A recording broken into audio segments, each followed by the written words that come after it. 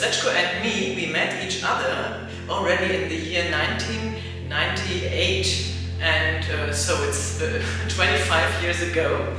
And we met in Pula because we were both invited to teach in a workshop for young photographers. And so this was the first meeting of us. And after a while, we were feeling that we had a kind of different, similar view on the things. And so, as we went again to Srećko to Stockholm and me to Berlin, we sent each other letters with photographs, and they were similar from time to time. And it started with this one, which you can probably see on our history desk here. And from this moment on, we did it since 25 years already. Pa Kaj sam upoznao na toj ljetnoj radionici u Puli. Mislim da prvi put kad sam upoznao Kaj, to je bilo na vrtu Kamenjaku, kad smo mi već radili nekoliko dana. Smo radili i onda su rekli kao profesorica iz Berlina dolazi malo kasnije, pa ćemo ju pokupiti na aerodromu i ona će doći. Već smo mi sa studentima radili nekoliko dana i onda je došla Kaj, dovezli su je direktno s aerodroma na rt Kamenjak, gdje smo mi sa studentima imali već jedan dan malo odmora. I ona je došla i prvo što je napravila, skočila s nekakve 6, 7, 8 metara visoke stijene, impresivno i tako smo se mi upoznali i radili smo zajedno. Ja sam predavao tamo povijest fotografije kao povijest fotografskog zanata. I radili smo zajedno intenzivno cijelo ljeto u toj školi i druge godine smo ponovo se sreli na istom, ponovo smo bili pozvani sa strane Hrvatskog fotosaveza i radili smo tamo i vrlo intenzivno kao i godinu dana prije i tako smo ostvarili jedno fantastično prijateljstvo i nastavili smo komunicirati nakon toga i mi smo se vratili na ovu liniju u Stockholm, slali smo si pisma, fotografije i prvi put kad mi je ona poslala jednu fotografiju koju je ona spomenula, jedna od njezinih studentica, ja sam baš sjedio na balkonu i vidio sam da je moj balkon identičan kao njezin balkon u Berlinu i onda sam zamolio svoju kćer da me pozira i da mi pravimo jednu kao iz zezancije, jednu kopiju njezine fotografije i onda sam joj slao to natrag u Berlin i sve skupa je to počelo iz nekakvog prijateljskog razmjenjivanja i humora, počeli smo si kopirati te fotografije. Na kraju smo vrlo brzo uspjeli doći do zaključka da ne moramo kopirati, da već vrlo fotografija koje smo mi već napravili možemo vrlo lako naći u našim arhivama. I onda smo se počeli smo komunicirati oko toga, još uvijek to bilo onako dosta sa velikom dozom humora, ali smo počeli već razgovarati o tome kako je to moguće, ne? I došli smo naravno do zaključka da nismo vjerojatno, ništa od to vjerojatno našli dizajničko sa mnogim drugim umjetnicima i fotografijama. I tako je, počeli smo raditi malo ozbiljnije na tom projektu i sad imamo jako puno tih fotografija koje smo si poslali. Prvo smo slali analogne fotografije, zatim kad su se digitalne kamere naravno pojavile kao malo ozbiljniji alat u fotografiji, smo počeli koristiti digitalnu fotografiju, slali smo si putem maila, putem Whatsappa, sve moguće smo koristili i još uvijek, još dan danas to radimo, šaljamo fotografije jedno drugo. I was invited to come to Croatia by a friend of mine, Inka Schube, who had a small gallery in Berlin, which was called Brotfabrik. And at that time, it was shortly after the Croatian war in here. And afterwards, she was been visited from Vladimir Udac, from the Hrvatski photo service, with some students, and he invited her to revisit him in Zagreb, and she had no students, and we were friends, and I had some students because I was teaching in a school nearby, and so I went to, and she sent me to be her kind of representative, and so I went to Zagreb, to Pula with my first, it was my first workshop there. And afterwards, it was very nice on this workshop in Pula, with very, it was an international workshop with young students, and it was really, really nice. And so in the year after, they invited me again to teach at those workshops. And there I did one workshop for only Croatians and one workshop internationally. And I brought my students with me again, and then I met Srećko there also. And he was teaching there also, and then I was just thinking about to study again, because I was always teaching, and I thought, I have to learn something again after teaching for such a long time, and so I decided to make studies, Meisterschüler at the HGB in Leipzig, and at Tim Rauter's class, and then I went to Leipzig and studied 2 more years, and then I applied for a scholarship of the DRRD to come to Croatia, because I still loved Croatia, and I was lucky. I got the scholarship, and so I learned a little bit of language in school. And then I went to Zagreb for 3 months, altogether to Croatia for 3 months. 1.5 in Zagreb and the other one in Dubrovnik. And there I worked with children and younger people, and we did lots of photographs and exhibitions. Pitanje kopije originala mi je zapravo jako zanimljivo. Mene zanima teorija fotografije i puno sam čitao i razmišljao o tome što je zapravo fotografija i što je zapravo filozofija fotografskog zanata i same fotografije i što je zapravo, gdje je položaj fotografije u suvremenoj umjetnosti i referenci u umjetnosti, ko koga inspirira, ko koga kopira. Zapravo ne bi govorio o kopiranju, više nas je to preokupiralo kao umjetnička inspiracija i umjetničke reference. Mi se uvijek kada radim, bilo da li se radi o fotografiji, skulpturi ili slikarstvu, uvijek umjetnici koji su u neku ruku školovani ili zainteresirani za teoriju umjetnosti imaju nekakve svoje reference.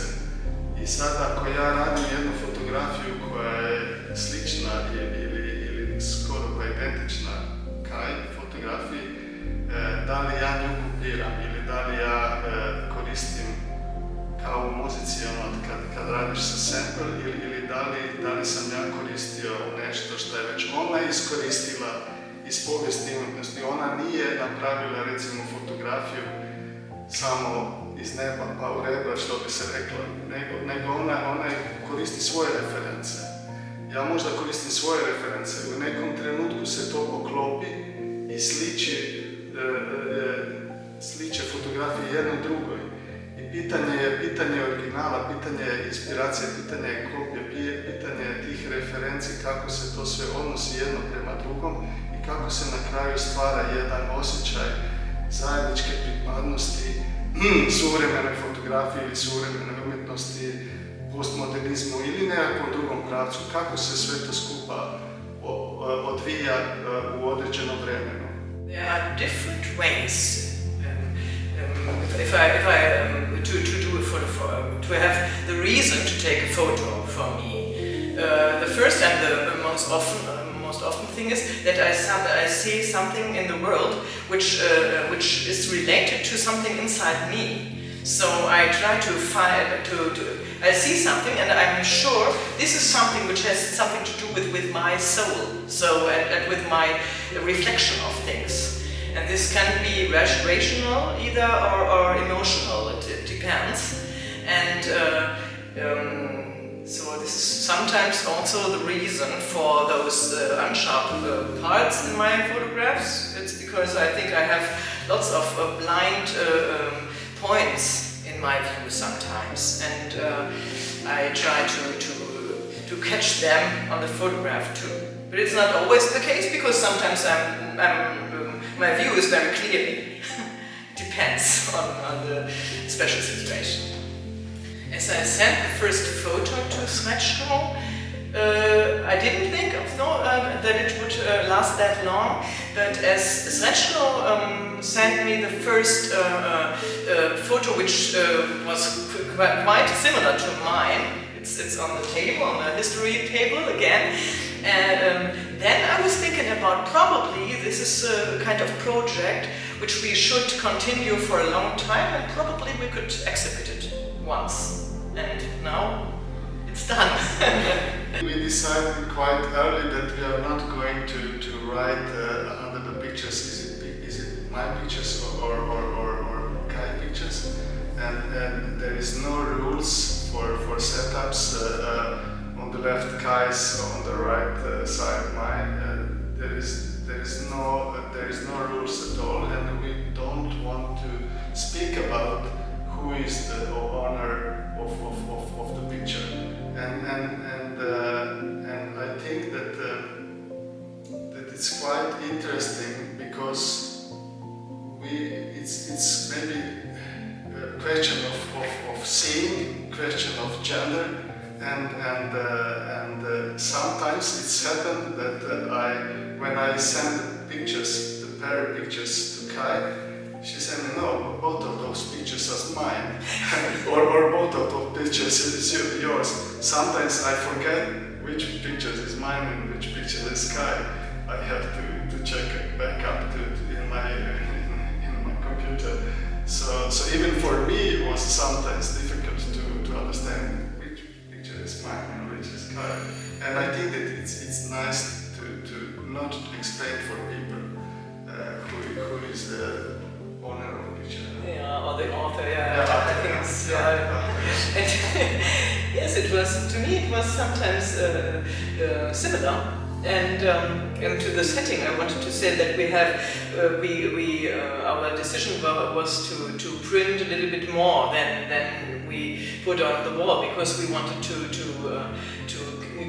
have an impression of the room, and then make it dependent on the room, how we can do it. And the room is really fine, so I think, and we decided to do 2 rows, and so we have kind of rhythm in this line. Although it's a strict line, it's not too strict, and this is something which is related to our way of photography too. All exhibitions then Bitte nicht knicken, and there is one of the first and Kai sent me with pictures, and I still have it, and I found interesting, because the project is started 24 years ago, 25 years ago. It's really long ago. And then we showed the one of really early pictures, really early copy-paste pictures, and then there is one Prince Kai sent me in the first envelope, and I made still inspiration of her pictures, and my prints is made just 4 days ago. So this is important to show that we start 25 years ago, and we are still looking for similarity, and we are still looking for meaning of this project, and we still want to continue develop the project on some way. The 2 big wallpaper prints at the sides of the room, we chose them because they are both looking to something far away. So it's both streets. So we thought we could open the place in a way, and open it so as as far as we meant it, we have much more photos, so we never will stop with our combination and with our cooperation. And this is why it's kind of symbolic for this in one way, and on the other hand it's a kind of a frame, so it frames the pictures together which are on the wall. We like this entertaining and this kind of humor in everything, and when we start to discuss the big prints, as we have hundreds of prints, it was not so easy to make decision which two prints we are going to print like big prints, but when I saw bananas and we start to discuss bananas, we start to laughing and to talk about that we are, you know, when you are slipping on bananas into something, that it's some kind of humor and some kind of funny explanation how we are coming into the project and how this project developed. Yes, I would add that it has something to do with our optimism that we still have, although it's not everything all right in our lives. I mean, it's difficult as for everybody, but we try to keep our optimism. And this is probably something which I would add. This title is a little bit special. Bitte nicht knicken. It means please do not bend, and we always had to write it on the envelope of some, because otherwise people would have, on the post office, would probably have disturbed our photographs.